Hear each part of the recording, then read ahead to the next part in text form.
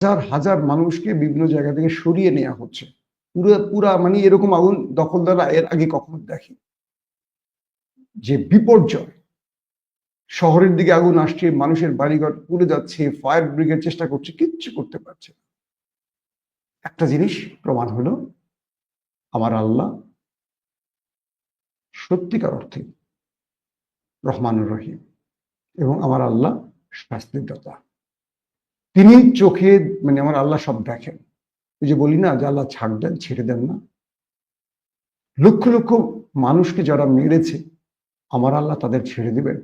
হয়তো এই দাবানলে খুব বেশি কিছু হবে না, কিন্তু এর চেয়েও বড় কিছু আসবে, আসবে আসবে। হয়তো এই দাবানলেও কিছু হতে পারে, অথবা এটি ওদের জন্য একটা মেসেজও হতে পারে। কারণ আল্লাহ বলেছেন, বনি ইসরায়েল দুনিয়াতে দুবার বিপর্যয়ে পড়বে। মুসা আলাহিস সাল্লামের সময় পড়েছে, নেক্সট এই রিসেন্টলি পড়তে যাচ্ছে বড় রকম বিপর্যয়। দর্শক, আজকের মতো শেষ করতে চাই। ইনশাআল্লাহ